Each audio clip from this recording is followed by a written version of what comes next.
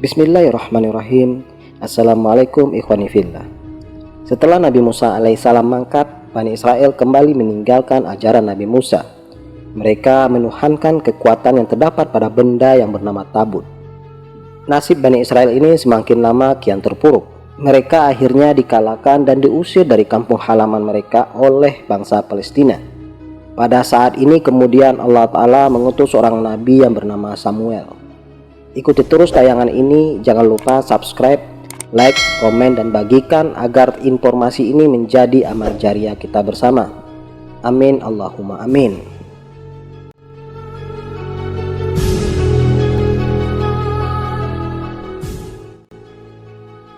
Ibnu Katsir melalui karyanya Al-Bidayah wa Nihayah jilid kedua halaman 157 menuturkan sosok Nabi Samuel ini.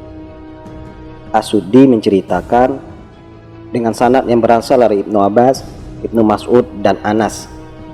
Ketika kaum Amalika mengalahkan Bani Israel di wilayah Palestina, beberapa ulama berpendapat pemimpin kaum Amalika ini adalah Raja Jalut. Ia sangat kuat dan bengis, sehingga banyak dari Bani Israel yang dibunuh dengan kejam. Rumah-rumah mereka dihancurkan, bahkan kaum laki-laki Bani Israel dimusnahkan.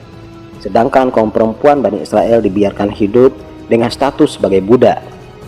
Mereka lantas berdoa siang dan malam agar kiranya Allah Ta'ala mengkaruniakan kepada bangsa mereka seorang anak laki-laki yang kuat.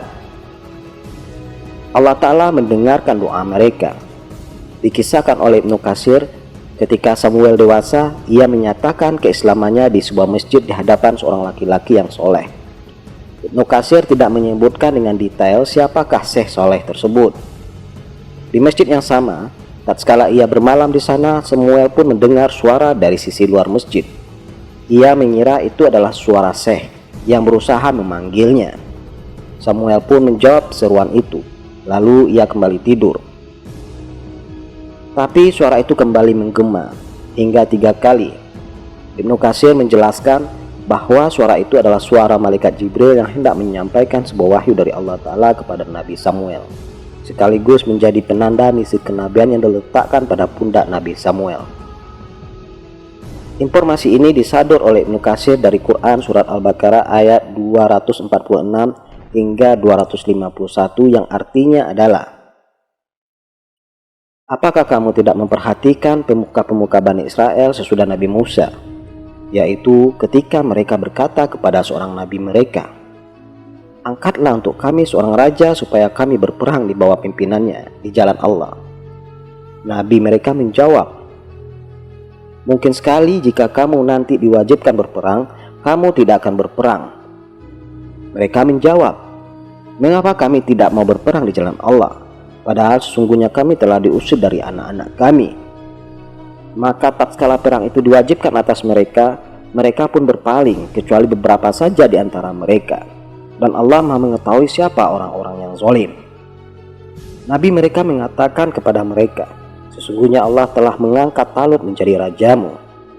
Mereka menjawab, bagaimana Talut memerintah kami, padahal kami lebih berhak mengendalikan pemerintahan daripadanya, sedangkan dia pun tidak diberi kekayaan yang cukup banyak. Nabi mereka berkata, sesungguhnya Allah telah memilih rajamu dan menganugerahkannya ilmu yang luas dan tubuh yang perkasa.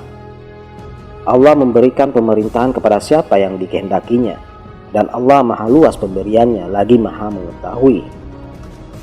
Dan Nabi mereka mengatakan kepada mereka, sesungguhnya tanda ia akan menjadi raja ialah kembalinya tabut kepadamu. Di dalamnya terdapat ketenangan dari Tuhanmu dan sisa dari peninggalan keluarga Musa dan keluarga Harun. Tabut itu dibawa malaikat. Sesungguhnya pada yang demikian itu terdapat tanda bagimu jika kamu orang yang beriman. Maka tatkala Talut keluar membawa tentaranya, ia berkata, sesungguhnya Allah akan menguji kamu dengan suatu sungai. Maka siapa di antara kamu meminum airnya, bukanlah ia pengikutku. Dan barang siapa tiada meminumnya kecuali menceduk seceduk tangan, maka dia adalah pengikutku. Kemudian mereka meminumnya kecuali beberapa orang di antara mereka. Maka tatkala Talut dan orang-orang yang beriman bersama dia telah menyeberang sungai itu, orang-orang yang telah minum berkata, tak ada kesanggupan kami pada hari ini untuk melawan Jalut dan tentaranya.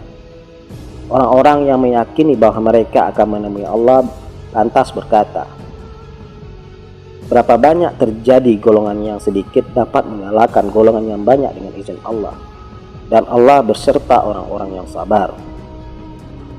Tatkala Jalut dan tentaranya telah nampak oleh mereka, mereka pun, Talut dan tentaranya, berdoa, ya Tuhan kami, tuangkanlah kesabaran atas diri kami, dan kokohkanlah pendirian kami, dan tolonglah kami terhadap orang-orang yang kafir. Mereka, tentara Talut, mengalahkan tentara Jalut dengan izin Allah, dan dalam peperangan itu Daud membunuh Jalut, dan kemudian Allah memberikan kepada Daud pemerintahan dan hikmah sesudah meninggalnya Talut, dan mengajarkan kepadanya apa yang dikehendakinya. Seandainya Allah tidak menolak keganasan sebahagian manusia dengan sebagian yang lain, pasti rusaklah bumi ini. Tetapi Allah mempunyai karunia yang dicurahkan atas semesta alam. Pendek kata, Bani Israel mengadukan nasib mereka yang sangat menderita di bawah penindasan kaum Amalika kepada Nabi Samuel. Maka Nabi Samuel pun berkata, Allah Ta'ala telah menjadikan Talut sebagai raja kalian. Pada saat itulah Bani Israel heran, sebab mereka tahu bahwa Talut adalah keturunan Lawa, sedangkan Lawa sendiri adalah keturunan Benyamin putra bungsu Yakub. Sebab yang mereka tahu sejak beberapa generasi tak ada keturunan Lawa yang menjadi nabi ataupun raja.